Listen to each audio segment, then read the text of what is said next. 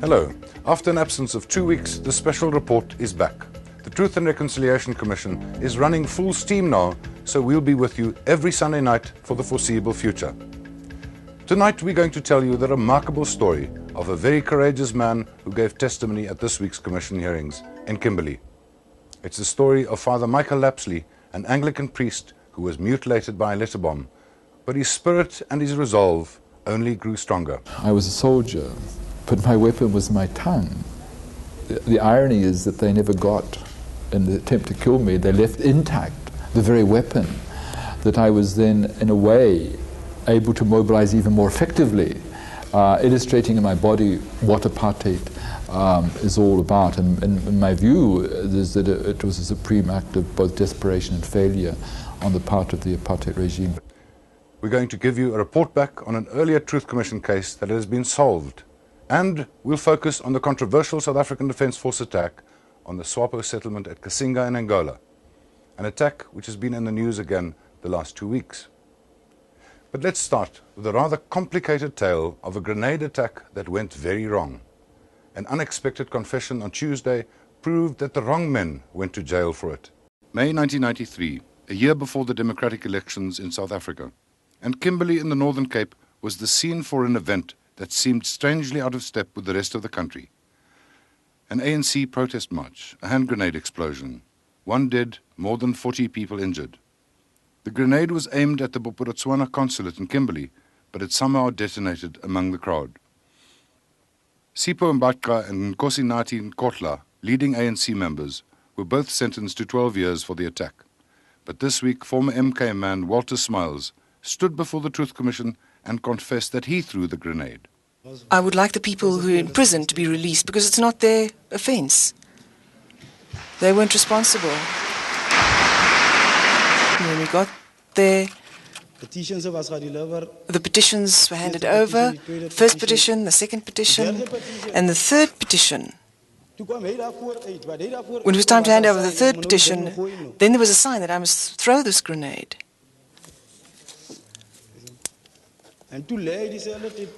And he lay down at the same time.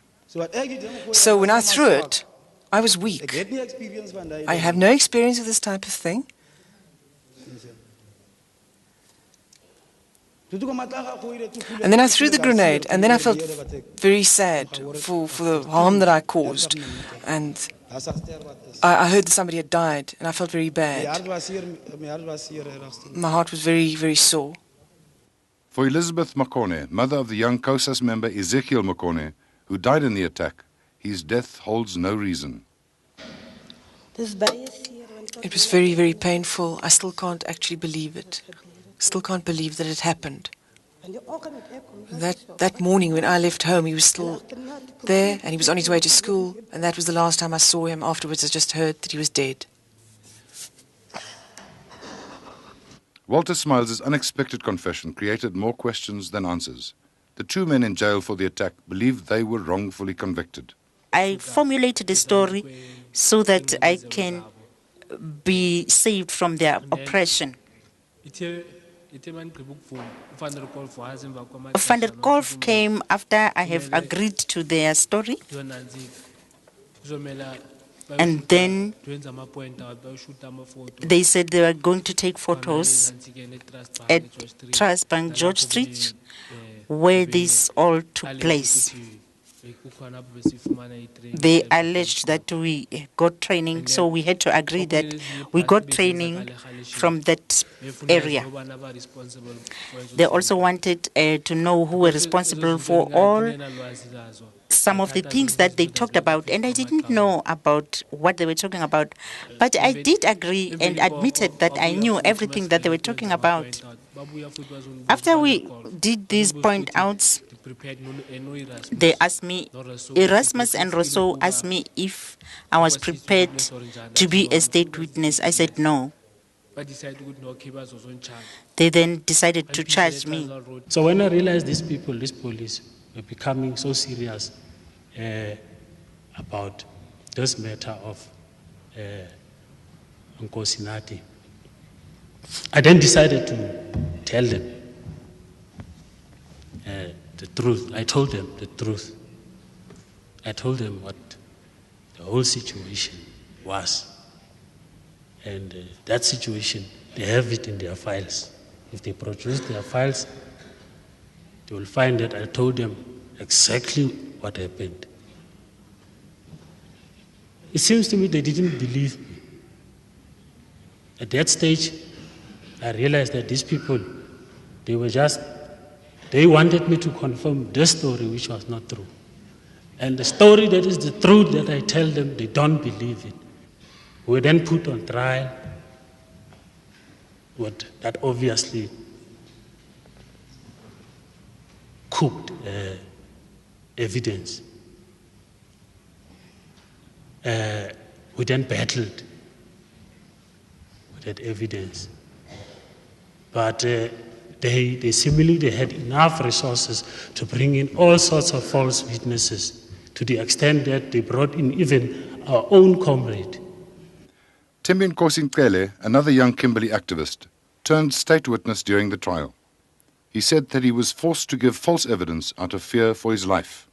They asked me, do I know who is responsible for what happened? I said I don't know anything about that. The adjutant was the leader of the interrogators.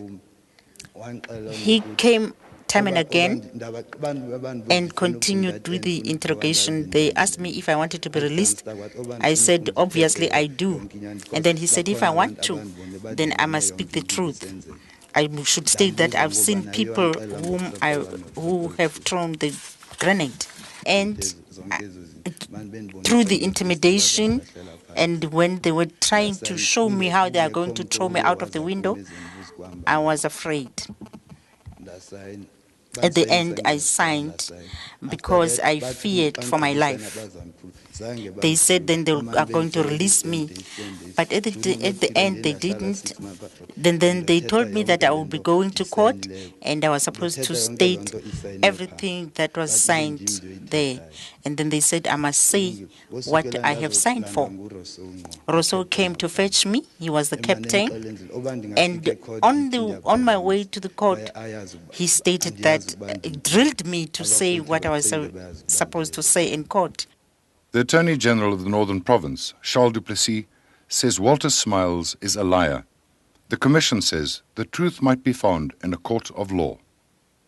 So it is possible that the evidence by Smiley and the evidence of Temingos in this particular case may be of a nature that might persuade the matter, persuade a court to rehear the matter. There is a danger that truth commissioners and the public could start suffering from torture fatigue. At every sitting of the Commission so far, people who had been tortured came to tell their stories. But in Kimberley this week, a very disturbed young man whose life had been destroyed by torture reminded everybody that this was the most evil practice of all during the apartheid years. Nzimeni Bosman was arrested for handing out pamphlets in 1991 in Kimberley. And then I went into the police station. There were two white guys, I don't know their names. And a policeman called Petrus wanted to take my fingerprints. And he put my head into the toilet seat. When I pulled my head out, trying to look around, one other white guy who was a sergeant told me to look at the back. And he hit me with a gun on my face. And blood came running out of my mouth. And I said to him, because I was afraid of him, I prayed him and I said, please look at me, blood is coming out of my mouth. Patrick, you were talking about at the time when you were in the police station and you were beaten and tortured in the police station, your shoulder was broken, is that right? That's true, and I was also injured on my sternum, just below my ribs. I have to lift up my hands before I can speak. I get enough power to speak when I stretch out my hands. But if I don't do that, I feel the pain on my diaphragm. It's like something is stinging on my diaphragm. So when I lift my hands, I have the power or the stamina to talk for a longer period. Talking now is quite difficult for you, Patrick. Yes, I have a pain, especially running from my stomach up to the shoulder, and my neck muscles are blowing up a bit. My neck muscles are blowing up a bit. Thabo Morosi was detained in 1986 in the old Bophuthatswana. I was taken to Mafikeng police station, where I was forced to remain naked in a cell, and then I was tortured brutally. And then I was hit with a butt of a gun on my head, and all these horrible things were done to me. So they wanted military information from me, beating me every day. Then would come another group saying that they were from the security police, beating me, and then I was naked, pulling me with my private parts, hitting me on the head, and even I've got a spine problem where I am. Now, when you say they were pulling you by your private parts, what do you mean? How did they do that? They pulled me through with the private parts because I was naked. I went to see the psychiatrist. If I don't get that treatment, I become confused. Sometimes, even if I get it, I remain confused sometimes because I cannot sleep. Even if I try to work, I was supposed to have joined the integration process of the army. So even the doctors there realized that I was not suitable for the army. The Truth Commission's Reparation and Rehabilitation Committee announced this week that activists who died or disappeared during the struggle for democracy may be given symbolic reburials in an effort to further the process of healing. It is a request heard at every session of the Truth Commission. Give our loved ones' remains back so we can make peace with our loss. Hanne Costa tells us more. To be able to say goodbye and have a place to return to. The grave as a tangible site for mourning and a link with those who have gone forever. The act of burying is an act of closure before those that remain can go on. I have interest in the fact that if the commission can succeed and make thorough investigations just to get where my husband is, even if it is his remains, even if he was burnt to death, even if you can get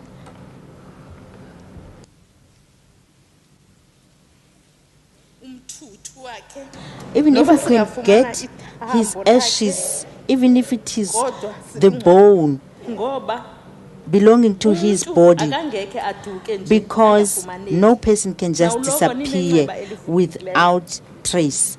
We have different phases of mourning. The first is the most initial phase is shock.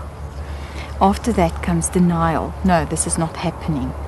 Then we have depression, and after that we have aggression. And those two phases can interface for a long time, and only then do we get to acceptance of the loss when it's been worked through and so on. So it's of utmost importance for a person to continue and complete the whole mourning process. If we have a grave, if we know where our loved one is, it's easier to go through the phases and to finish, for instance, the aggression and the depression, and then come to acceptance of the loss. Whereas if you don't know where your loved one is or what exactly happened, if you still have unfinished business. If you haven't buried your loved one, you always have suspicions that I didn't bury my loved one, and if they have killed my husband, I'd like him to be brought home again so that I can make a dignified funeral for my husband. I would also like them to confess and state why they killed my husband, and would like to know who were the perpetrators and the murderers of my husband, so that we can be able to reconcile.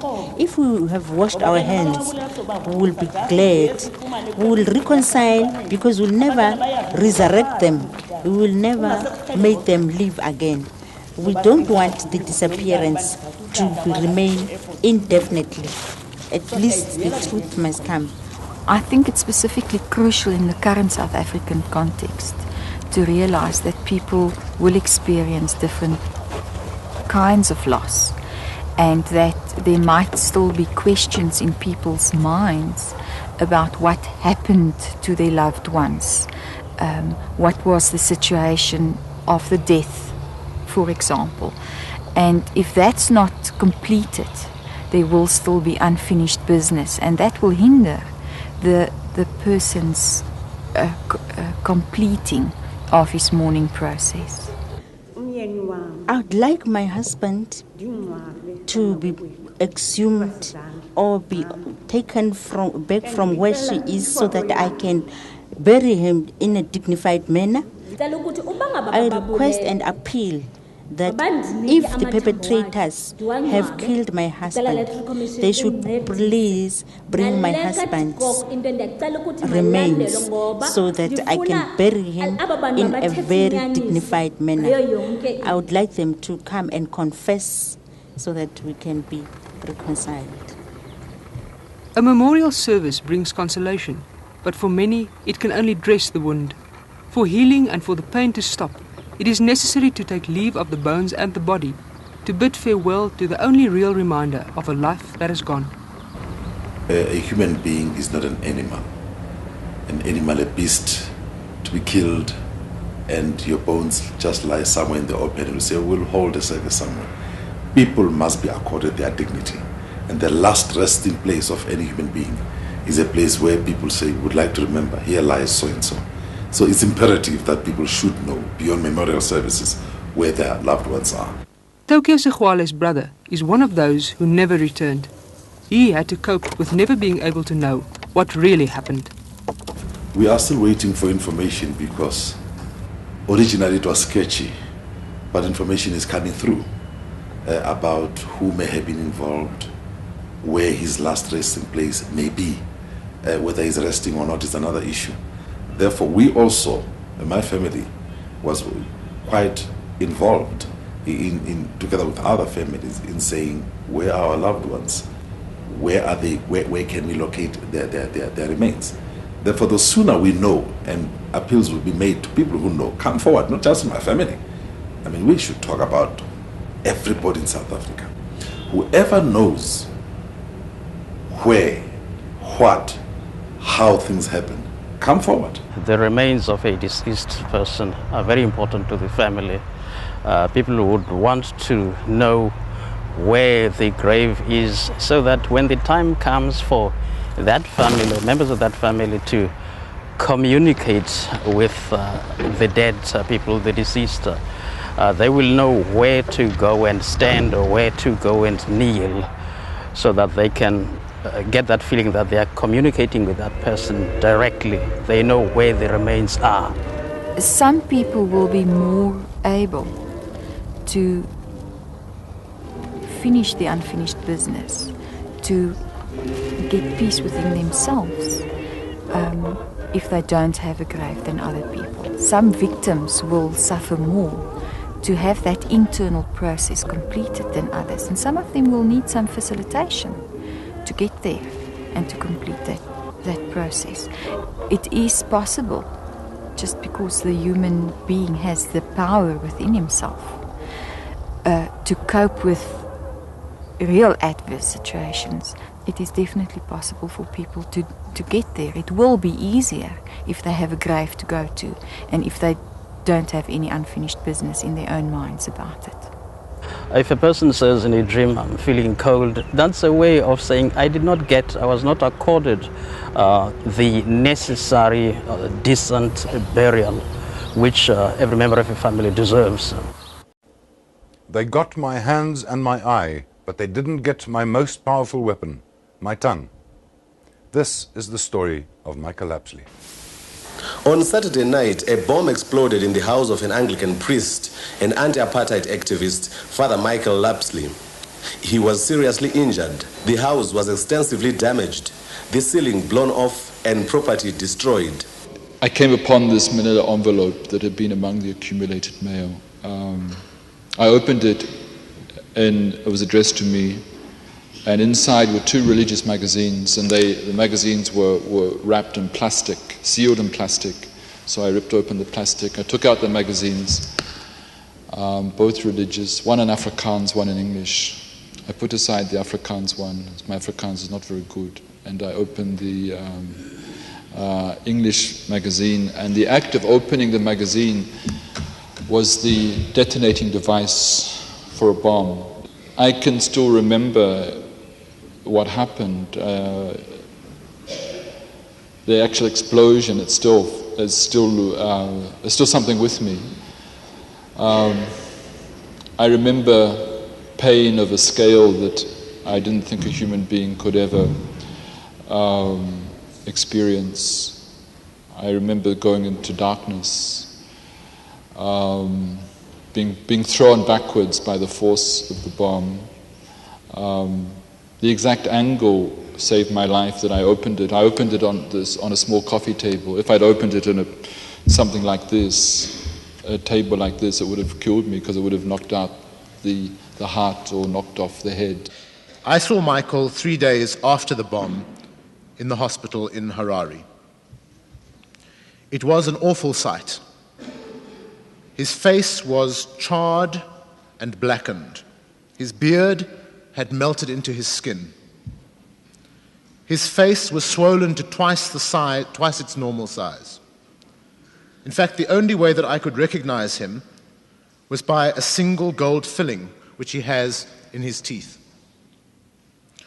Both of his hands were taken off.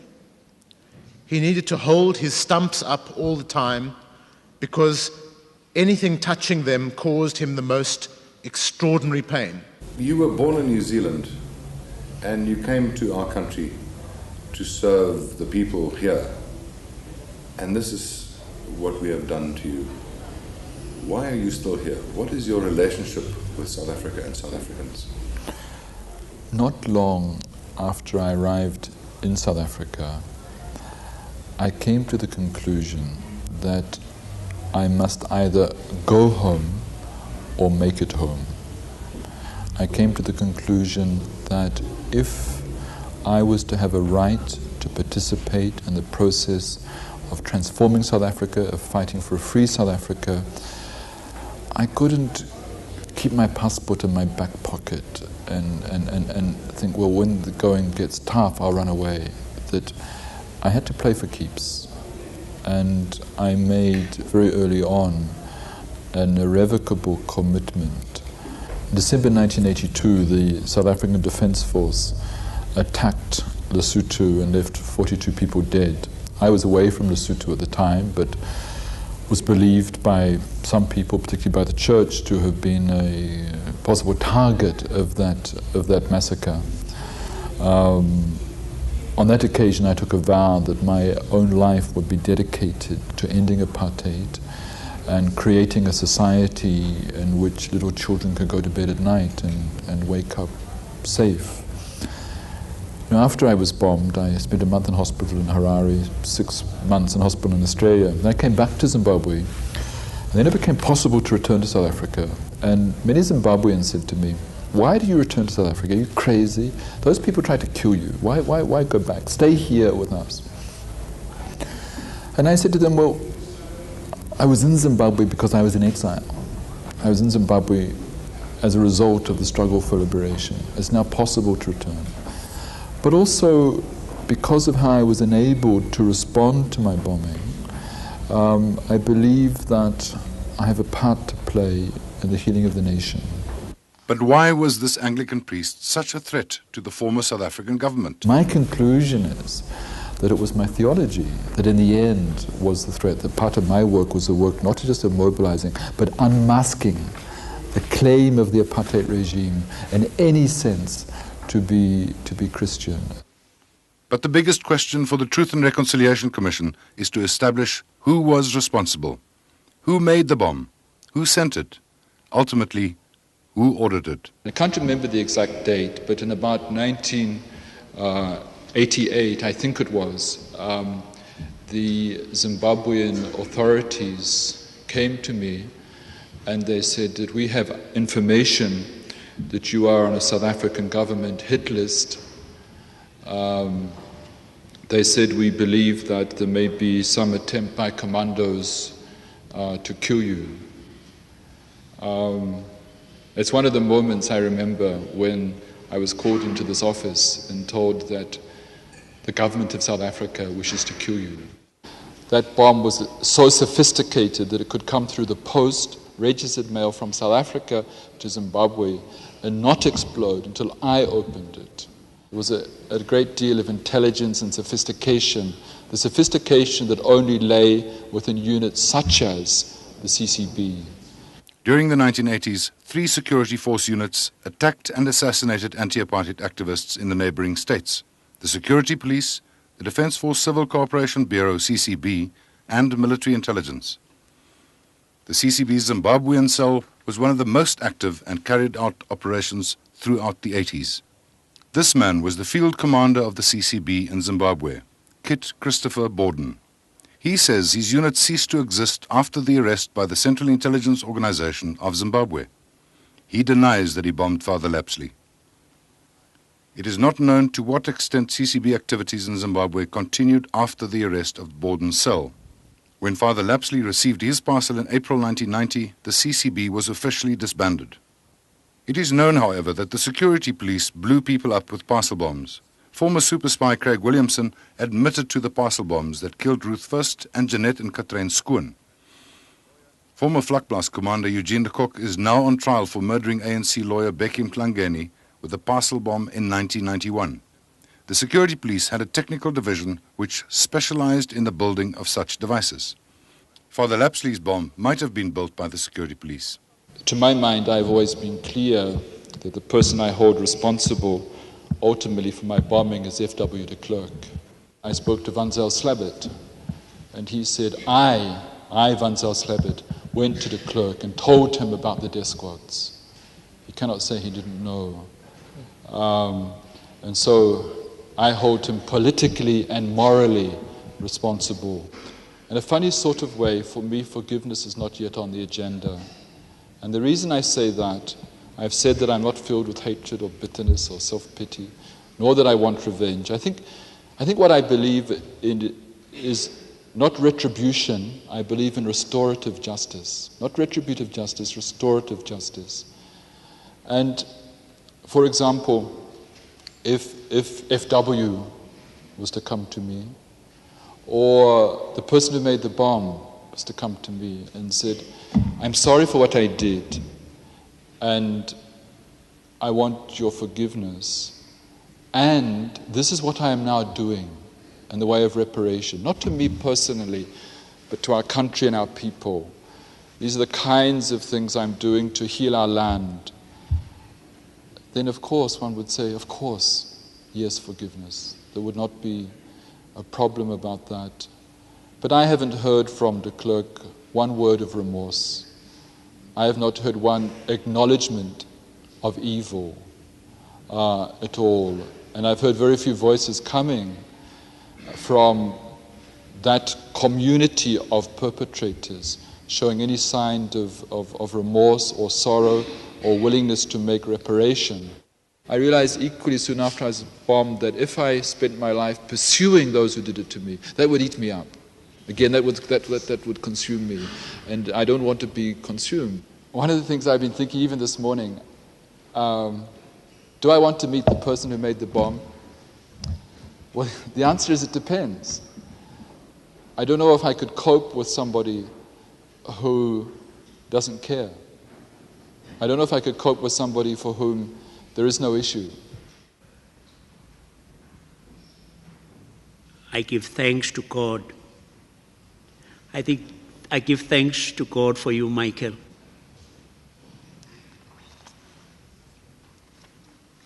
We thank you. I think we should stand.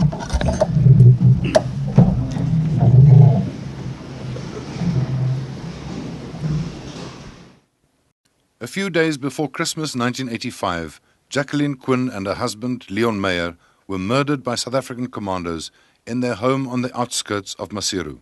Their baby daughter Phoenix witnessed the murder but was found unhurt in a cot the next morning. During the Durban session of the Truth Commission in May, the Quinn family demanded to know who the killers were because the South African government had never admitted to the attack. It has now come to light that the killers were all members of the Security Police's Vlakplaas unit. The leader of the death squad in Maseru was also the commander of Vlakplaas, Eugene de Kock. This information is contained in a sworn affidavit by de Kock's right-hand man at Vlakplaas, Warrant Officer Willie Norkeer. The affidavit is now in the possession of the Pretoria Attorney General, Jan D'Oliveira. Norkeer says the whole attack was set up by a police agent who lived in the ANC community in Maseru. He does not name this agent. The killers were Eugene de Kock, Steve Bosch, Snor Vermeulen, Joe Kutzer, Anton Adamson, Doe Willemse, and several unnamed black policemen. The group was divided in two. De Kock, myself, Snor, and Steve went to the house where the ANC members had a party. Outside the house, de Kock killed an ANC member who was driving away. After that, de Kock and I went to the house where we killed the other 5 ANC members. Joe, Anton, and the Source went to another house where they killed 2 other ANC members.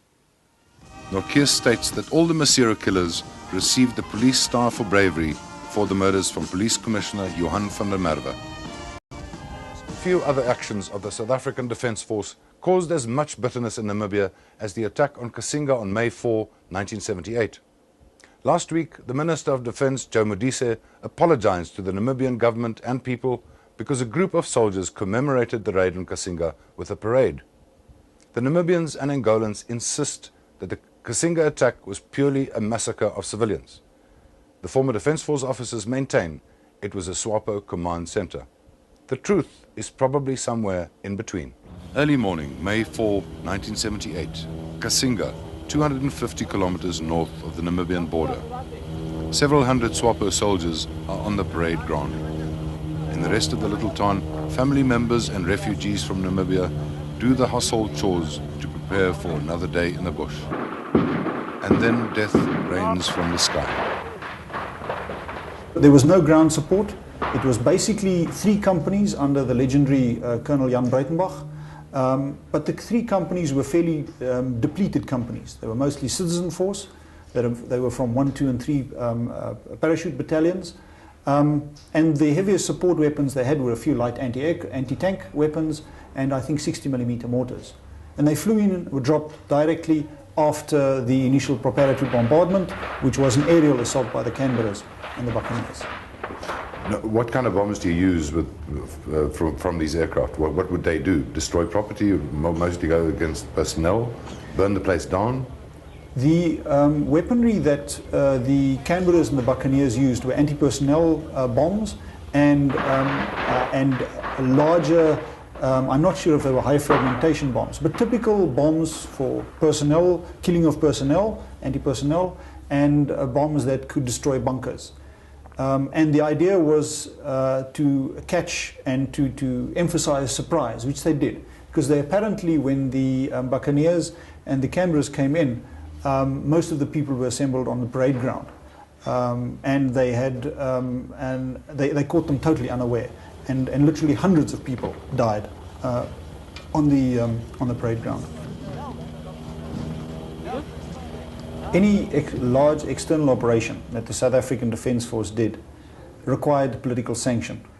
That meant that this operation, like any other large external operation, was sanctioned personally by the Prime Minister, B.J. Vorster, under the advice of the Minister of Defence, who was P.W. Botha, and of course advised by the Chief of the National Defence Force, General Malan, and the Chief of the Army, General Constant Viljoen. But operationally, the operation was under the command of the officer commanding of 101 Task Group, which was General Ian Gleeson. On the ground, the forces were commanded at Cassinga by Colonel Jan Breitenbach. Well, the truth is somewhere between the two perspectives, that of the SADF and of SWAPO. Cassinga was both a military camp as well as a refugee collection center. It was both a planning and logistic base for plan, as well as a center where people that had fled and had assembled. There is sufficient circumstantial evidence to indicate that both were the case. The fact is that the South African intelligence was probably not that good, that they were trying to go in very deep and be very bold in their efforts, and that of course afterwards it served the propaganda purposes of both, to indicate on the one hand that it was a massacre and to show people the undeniable evidence of the hundreds of women, children that were killed. For the South Africans who were there, who participated, it was a great military experience in the sense that it was the single, and still remains the single largest airborne assault that was performed by citizen force soldiers of the South African Defence Force. The figures that I have is the South Africans lost in the attack. 3 killed, 11 wounded, and 1 guy which went missing and was never accounted for. And there was a bit of a foul-up with the initial parachute drop, and a lot of the soldiers were dropped into a river and off target, slightly further to the north than they would have dropped. So the South Africans suffered, let's say, 4 killed in action or missing, and 11 wounded. And SWAPO acknowledged to about 600 dead and about 340 wounded. And these order figures seem to be more or less correct. The figures afterwards of thousands of people, I think, are slightly exaggerated. If we're talking about 600 SWAPO, are they talking about guerrillas or women and children, or both, all combined? I think it's a combined figure. I think the South Africans at the time estimated that there were about 300 trained SWAPO cadres in the base, and that there was also a base just outside, which was part of the attack plan, of people that were under training, of a few hundred. But the exact figures have never become known. That's the end of tonight's special report. The Truth Commission will have sessions in Umtata and George this coming week. Good night.